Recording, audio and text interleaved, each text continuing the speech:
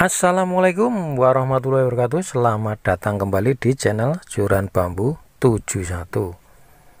Oke, bagaimana kabarnya teman-teman semua, teman-teman YouTube Joran Bambu 71? Semoga sehat semua ya, dan juga ikannya mungkin di budik damber dan juga di kolam yang lain, di kolam terpal, kolam tanah, kolam beton, kolam tong, kolam sempit ya, dimanapun Anda berada. Semoga sukses selalu ya. Oke, di sini saya akan membagikan masih di edisi nila merah ya, di dalam ember. Jadi jangan khawatir ya teman-teman semua yang mungkin tidak mempunyai lahan yang cukup luas, di ember pun masih bisa berbudidaya nila ya.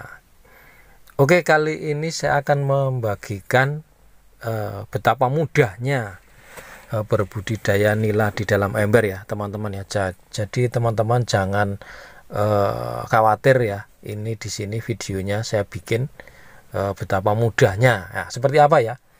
Ada beberapa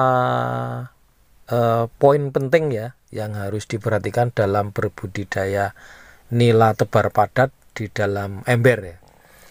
Oke, pertama tentunya adalah pemilihan embernya ya. Embernya dipilih, kalau saya di sini percobaan saya menggunakan 70 liter ya teman-teman ya. Ukuran 70 liter ya. Itu yang cukup berkualitas embernya karena supaya awet dipakai berkali-kali ya.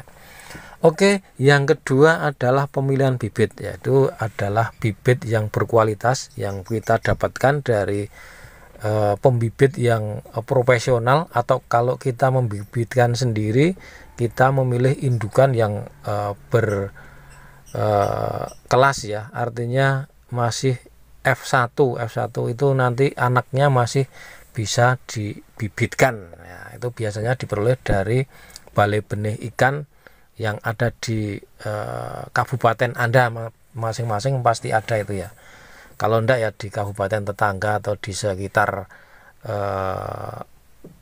teman-teman semua pasti ada itu pembibitan nila atau balai benih ikan ya, seperti itu ya teman-teman ya. Di sana pasti bagus karena sudah berlisensi atau sudah dikelola dengan profesional ya. Oke, tahap yang berikutnya adalah pengelolaan air ya teman-teman ya. Jadi pengelolaan air itu cukup simpel sekali menurut saya, nggak usah pakai alat macam-macam pH dan termometer dan sebagainya. Jadi kita sediakan air, atau kita masukkan air ke dalam ember ini kira-kira jangan penuh-penuh ya, seperti ini ya teman-teman ya. Kira-kira di bawah batas ini kira-kira 10 sampai 5 cm ya, seperti itu. Dan kita diamkan setidaknya 3 sampai 1 minggu ya. Sampai nantinya di situ ciri-ciri air udah bagus untuk berbudidaya ikan itu ada jentik-jentik nyamuknya itu ya teman-teman ya. Jadi mungkin ada plankton atau di situ udah ada hewan-hewan kecil yang hidup di situ. Wah, itu artinya air sudah siap untuk ditebar ikan ya. Oke, tahap berikutnya adalah penebaran ya, penebaran ikan ya, penebaran ikan. Nah, di sini ya, kalau nila itu setengah jam atau 1 jam sebelumnya sudah dikasih aerator seperti itu ya teman-teman ya.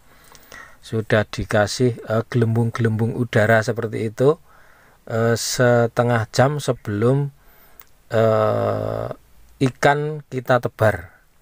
Sebab apa? Sebab kita ketahui bahwa nila itu banyak sekali menggunakan atau hidup dengan banyak oksigen ya teman-teman ya. Jadi kalau kita tidak kasih aerator seperti itu, saya kira gagal ya, akan tidak bisa ya untuk berbudidaya ikan di dalam ember, khususnya untuk nila ini ya. Oke, tahap berikutnya adalah perawatan sehari-hari ya. Perawatan sehari-hari itu sangat simpel dan mudah ya menurut saya. Cuman ada ini ya, dikasih pakan, dan saya di sini menggunakan pakan pelet yang saya gunakan biasanya untuk lele ya. Kenapa? Karena berprotein sangat tinggi, dan nanti supaya ikan nila kita di ember ini tidak berlama-lama ya, mungkin cuman 2,5 bulan ataupun 3 bulan sudah bisa dipanen, karena saya menggunakan protein tinggi ya, yang biasa dipakai untuk kasih umpan lele ya, seperti itu teman-teman ya, resepnya itu. Oh ya, sehari, kemarin ada yang bertanya juga, sehari berapa kali kasih makan? Nah, 3 kali kalau saya ya, pagi, siang, dan sore ya, seperti itu teman-teman ya. Dan jumlah pakannya kita sesuaikan dengan ikannya ya, kita sambil tungguin seperti ini. Kalau nanti udah mulai nggak mau makan seperti ini, kita hentikan sebaiknya ya, biar pakannya tidak boros itu. Oke, berikutnya adalah perawatan berikutnya adalah menguras ya. Menguras kemarin banyak ditanyakan juga teman-teman ya. Menguras itu kalau untuk nila itu biasanya ya, kalau nila udah seperti ini kan umurnya sudah sebulan di ember, dari dulu tebar ukuran 10-12 cm ya. Sekarang udah berkembang.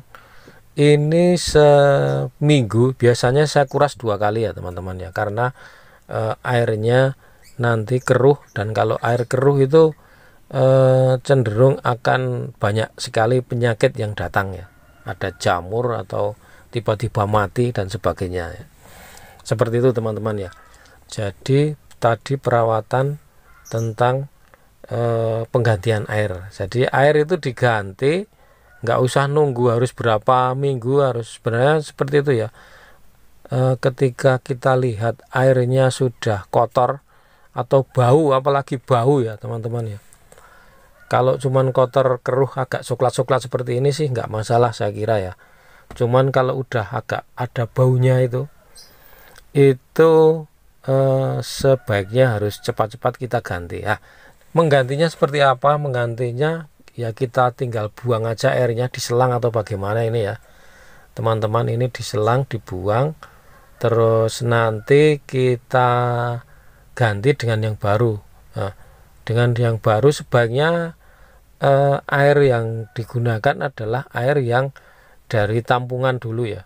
Kalau tidak kepepetnya atau tidak ada, itu bisa menggunakan air sumur atau air PDAM, nggak masalah, asalkan air PDAM itu yang nggak ada bau kapuritnya ya teman-teman ya.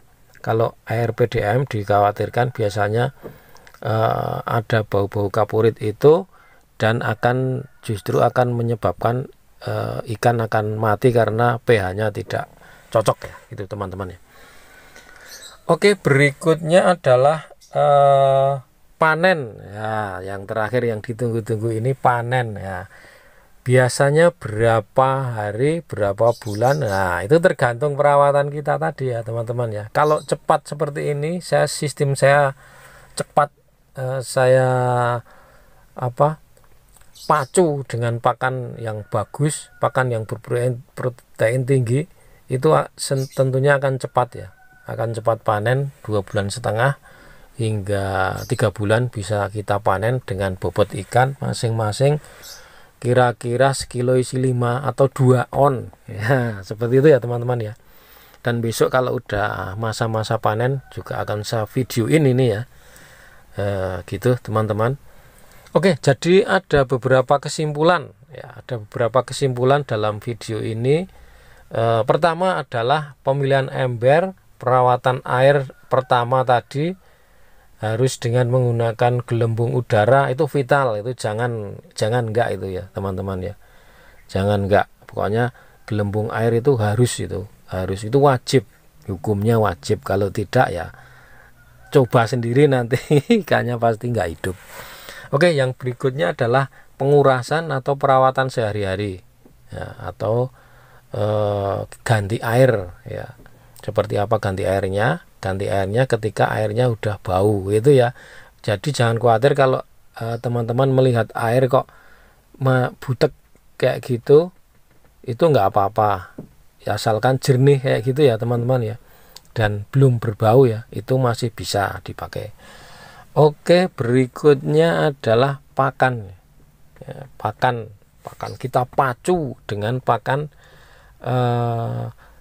pakan yang digunakan untuk lele biasanya, yaitu proteinnya tinggi, itu sekitar 40% ya, itu supaya ikan kita cepat besar, jadi nggak berlama-lama di ember, karena kalau lama-lama di ember ya boros juga listrik, perawatannya rebyek dan berbelit-belit.